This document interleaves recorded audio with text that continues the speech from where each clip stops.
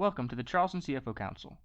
This organization was co-founded in 2015 by Robert Bendetti and Mark Carmichael in order to provide a networking and educational forum for senior financial executives to share best practices, to discuss current financial issues, and to learn about current topics related to the performance of their job. Roy Austin, thank you, sir, for doing this. How are you? I'm doing great, Robert. How about yourself? I am doing fantastic, and I'm really excited to get to talk to you. This is fun. There's a lot of folks, I think, in the Charleston and the Upstate CFO Council that don't know you, and they're going to have the pleasure of getting to at least virtually meet you now. So thank you, sir. My pleasure. I've had the pleasure of meeting a couple of them when I went to your axe throwing in Greenville and a couple of your meetings up in Charleston. But you're right, I don't know most of it. Well, Roy Austin is an author. He's a speaker. He's a coach, a business coach. I love that term, not a consultant, a coach. Before that, he was the CFO of J.D. Powers and Company. That's when I knew you. DJ Powers. DJ. Oh my gosh. DJ Powers. Yeah. Thank you. And before that, senior financial executive with manufacturing and chemicals companies. I think it was Eastman Chemicals. And has an undergrad in economics from Bethany College. Correct. A MBA from Michigan State. Correct. CPA and CMA. I believe you were on the IMA board for a while, right? I'm on their small business committee. And a super volunteer in a bunch of organizations. But the one thing I think a lot of people don't know is that Roy Austin is the founder of the Savannah CFO Council, the OG who started it all. When I was in Savannah, I went to the Savannah CFO Council and I stole every single good idea you ever had. When I moved to South Carolina, I stole it, totally don't give you credit, and created the Charleston and the Upstate CFO Council. So thank you. Well, and you did a fabulous job with, excuse me, both Charleston and Greenville. And the Savannah Council has learned a lot from what you've done. So it's been really great to get some new ideas and new ways of doing things for us. Well, you're very kind. And I really enjoyed getting to hang out and go to the CFO councils. When I was to Savannah, I didn't know anybody, and I got to network, and I got education. It was awesome. And you even have CPE. I think I got CPE. I'm too lazy to do that. I'm not doing that. So God bless you.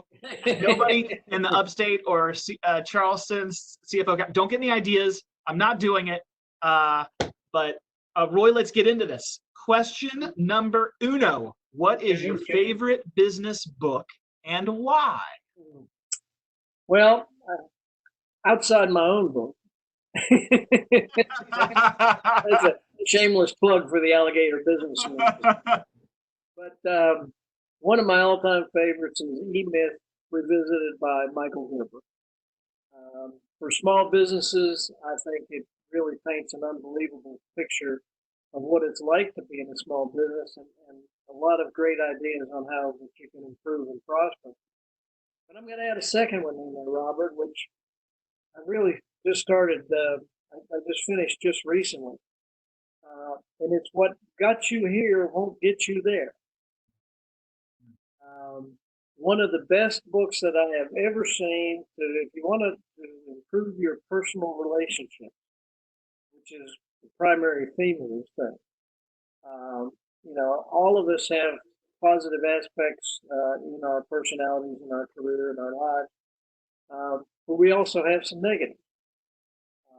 So how can we improve on those negatives so that we can get better as managers or employees or CEOs or CFOs or whatever? The guy's name is Marshall. I can't remember his last name, but what got you here won't get you there. That's good. That's good. I'll have to check that out. I mean, I've read hundreds of business books, so it's hard to pick out. There's a lot of them that are favorites, but I would probably put those two at the top of the list. Question number two, what is the best business advice that you have ever received? Well, when you sent this to me, you didn't say business advice. You just said best advice. And when you sent me the script. So I want to mention two things that I learned from my father. The first was, I remember him making a comment. He said, the true measure of a man, and he was talking to me as his son, so it applies to women just as well. So the true measure of a man is someone who can admit he's wrong and learn from his mistakes and correct. That has served me extremely well. I've made plenty of mistakes. But I find that if you're willing to admit the fact, I mean, a lot of times I see people that struggle with things because they're not willing to admit to themselves that they made a mistake. They're rationalizing, and then it kind of festers and builds up inside. The other thing I learned from my father was not something he said, but just by watching him. Dad treated everybody. It didn't matter if it was the janitor, the cleaning lady, the CEO, the VP of finance, whatever. He treated everybody the same. He treated them with respect. He talked to them and developed relationships with them. And from that I began to realize we're all the same. And as you know, I've done a little bit of traveling. I spent some time in Vietnam. I recently came back from Africa about a year and a half ago, in 5 countries in East Africa. And the biggest takeaway is people are all the same. They have different cultures, they have different habits, they have different customs. But when it boils down to the basic human characteristics of we all have loves, hates, likes and dislikes, we have preferences, we have goals, we have aspirations. People all over the world are the same in that regard. I had a friend of mine say he was convinced that the coronavirus was a Chinese weapon of mass destruction that went awry. There was a conspiracy theory out there, and I guess anything's possible. But his rationale was, he said, they place lesser value on human life. And I thought, I'll bet if you walked into some family in China or India or anywhere else in the world, they value their family just as much as you do. Yeah, that's good. That's good advice. And you had a wise dad. That was some really fantastic advice. And I think you're right. I've noticed I'm a car guy. I like watching car videos and watch YouTube videos about car guys all over the world. And you can't watch them and not think, oh, wow, we're all the same. It doesn't matter if you're in the Middle East or you're in Middle Alabama, you're a guy, you're into cars, and you're saving up money to buy new tires or a new part. Like, we are all the same. We're just humans. And we have so much more in common than we do have that isn't in common. So, well, as you know, I founded a charity after I came back from Africa called Libraries for Kids, where we help rural schools establish libraries. They don't have the internet, they don't have electricity. And so I put out a monthly newsletter on that. And so when it was last Christmas, I texted my contacts over there and said, well, how do you celebrate Christmas? And I heard from a lot of the head teachers from the schools that we've helped and from our fantastic volunteer over there, Francis Wanjiku. And it's pretty much the same. I mean, Kenya's 80% Christian, so I don't know how the 15% Muslims celebrate, but the Christians pretty much are the same. They kill a goat, skin it, of course, and roast it over an open fire. Well, the custom is different, but is that really any different than us having a turkey or a ham? They celebrate with a family meal. Yeah. Amen. Amen. Roy, question number 3. What is a new habit that you've recently picked up or a new tool that you've recently started using that you have found beneficial? Well, as you know, my wife died a month ago. And I'm a tennis player. They've closed the tennis court, so I can't go out and hit anything. So one of my ways of coping with all this is I've started walking a whole lot more. Sharon always, I would play tennis 3 or 4 times a week, but in between I didn't do anything. And she was always encouraging me to walk. So I can hear her every day saying, get up off your butt and get down there. So I'm up to 5 to 6 miles a day. So that's helped me in a lot of ways. I lost a little bit of weight. Feel better in a lot of ways. And my apologies for that. That was actually a guy in Kenya who was just calling me. He heard you talking about him. He heard him. He heard you talking about him, and he wanted to get in on the conference call. That's right. So that's probably the one new thing. The other is a project that started a year and a half ago that got revived, probably because the person who started it had time on their hands. But she had, Heather Bragg, who owns Bragg Media, had contacted myself and Chris Hirschavon and Linda Klingman and said, how about if we write up an ebook together? So we all had submitted our chapters, and I think Heather had volunteered to put it all together, and it just hadn't happened. Well, she kind of, 1st of April, she revived the project, and of course the chapters were all done. It was just a matter of putting the book together and the graphics and everything. And so here's another shameless plug for the startup guide to business. Who says an accountant can't be in sales too? The Startup's Guide to Business. All right, so Roy, in the notes section of this YouTube video, there's going to be a link to your alligator business book and your library for kids link, so people can learn more about the amazing work you do in Africa, and this new thing that you're doing. When it's ready, I'll put that link down in the video too.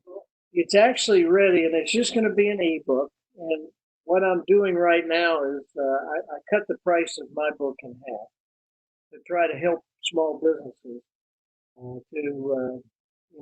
because the best thing they can do right now is prepare when the economy reopens. I mean, all those people that told me I don't have time to study accounting, I don't understand it, I don't understand marketing, I don't understand. Well, you got plenty of time to learn about all those things now.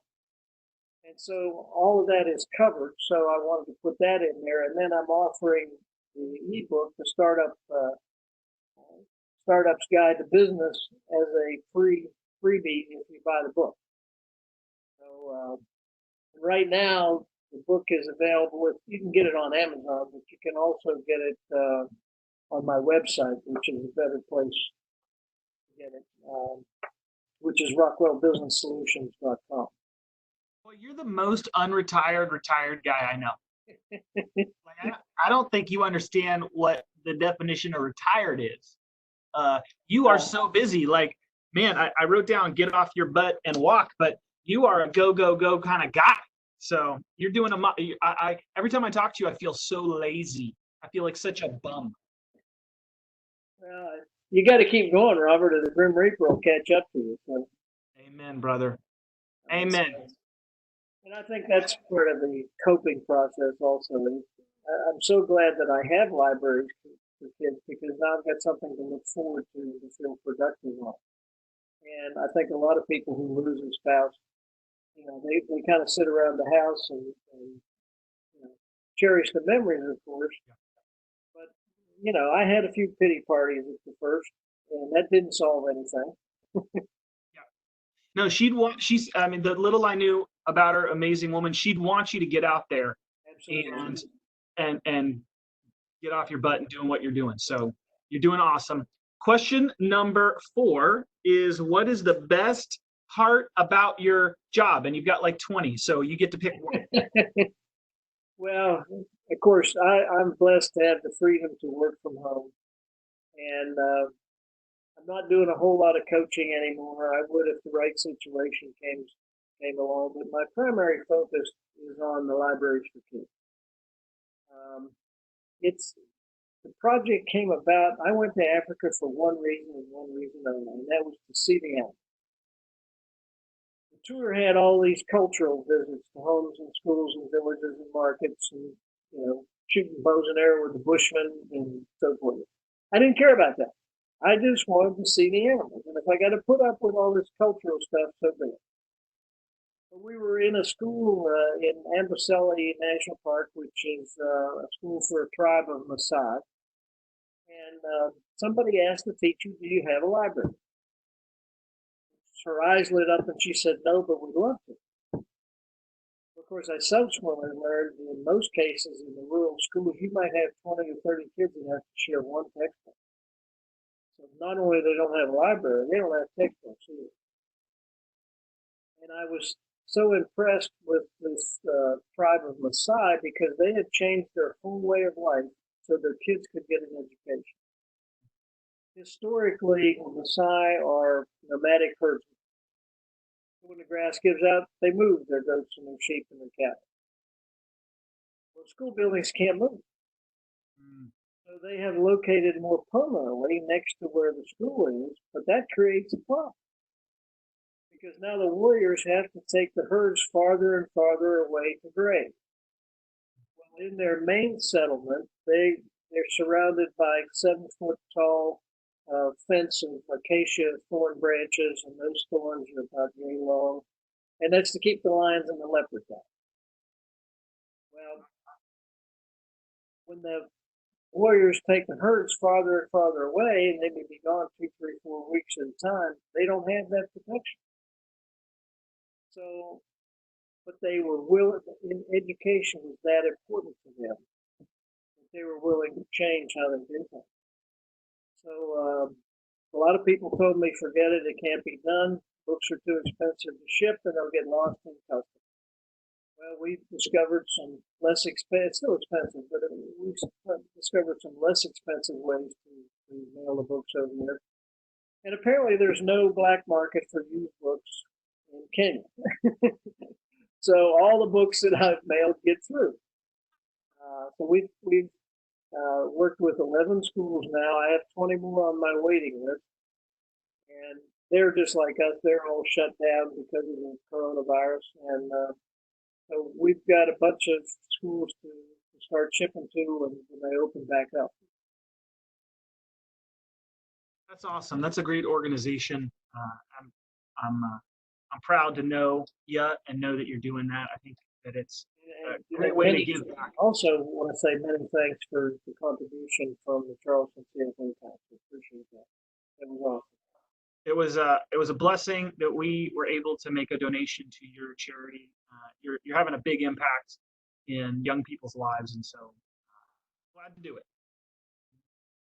Question number 5, Roy, what is something personal you wouldn't mind sharing with the rest of us about yourself?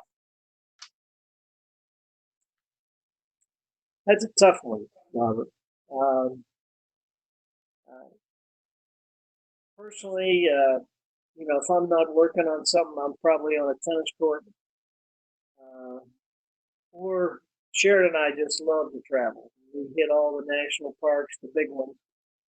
We got the one major one we hadn't been to. We went to Rocky Mountain National Park in Colorado last September. So we love hiking. We given up camping a long time ago. A little too old for that, but so those are some of my main interests. I'm an absolutely horrible golfer. If Sharon really was desperate, she would get me out there, and it just pains me to pay that much money for something I'm so bad at. Amen, brother. And I'll tell you, I don't trust an accountant that's good at golf. I heard you say that before. Yeah, it takes too much time. And if you can't be a good accountant and a good golfer. And I can't believe, as long as I've known you, that you and I haven't played tennis together. I knew you played, but I didn't know you played that much. So sometime I'm running through your part of South Carolina, I might have to pull over and hit the courts with you. You just don't. You play USTA? I play fun time with my friends when I have the time. So Yeah. I used to back in the day play like 3-0, 3-5 in Atlanta. Okay. So I'm okay, but now I play like twice a year. I got kids, so So it's you take the time to teach them how to play tennis? I tried to. Oh God, that's a long story. We don't have enough video for that. All right, Roy, I'm pivoting to question number 6. Last question. It happened so fast. Not really. This is it. So what didn't I ask that I should have asked? And what is your answer to that? I don't know that there's anything that you didn't ask, but a question that I get asked a lot, and you kind of referred to it earlier, is what keeps me going? I'm 76 years old. Most people think I'm crazy for continuing to be as active as I am. And I guess I would have to say it's because someday on my gravestone, I want them to say, he made a difference. And if you're not helping other people, you're really no longer relevant in this world. And Sharon said to me one day, she said, well, you're relevant to your grandchildren. I said, that's true, but that's different. So, if there's anything I can do to help other people, if there's small businesses that need some help during this time and they just need somebody to talk to, I'm not going to charge anything right now. I'd be happy to do what I can. It may just be somebody who needs an ear, but this will pass. Amen. One of my gator bites was good times never last and bad times never last. And a lot of people in my BNI chapters told me, they were so caught up in the economic expansion, they thought nothing would ever change. And, my comments that, hey, you need to lay up some hay for the winter, I think went unheeded, and we're suffering now. But this bad time will pass too. And the real question for people is going to be, what did you learn from it? And I think this is an event that is similar to the Great Depression, in that it will change people's behavior for decades to come. I think in general, people will be more frugal, they'll save more, they'll be more conscious of things like washing hands. The virtual economy is going to really take off. There's going to be a ton more of people getting used to the whole idea of Zoom and Skype and working from home and all those things that a lot of people resisted, but that this thing forced them into it. But it's like a lot of things. When you make a mistake, the real question is, what did you learn from it, and what are you going to do to prevent it from happening again? Roy, that was awesome. I've known you for 15 years and learned a bunch today. This was great. Great book recommendations, not only your own, but of others. And what a great advice that your dad gave you. And it's still true today, that you got to admit what you're wrong and admit your mistakes. You need to treat everybody the same. And I've always seen you walk that walk. You walk that advice that your dad gave you back in the day. And a traveler, a tennis player, and I think the world is better because you dwelt upon it. And I appreciate your friendship. And likewise, you made a wonderful contribution to Charleston and Greenville. I'm wondering when you're going to go national with the CFO Council. I don't know. It's a lot of work. Could be a full-time job, Robert. I'm a bit of a dictator too. I do it because I don't have like a board, So it is a big. We'll see. We'll see what happens. Just wanted to plant a seed. Well, I'm taking you with me. Okay, I'm gonna need some help if I do. So thank you so much for everything, for your mentorship, your leadership, and for participating today. Thanks, Robert. Take care. Have a great day. Bye.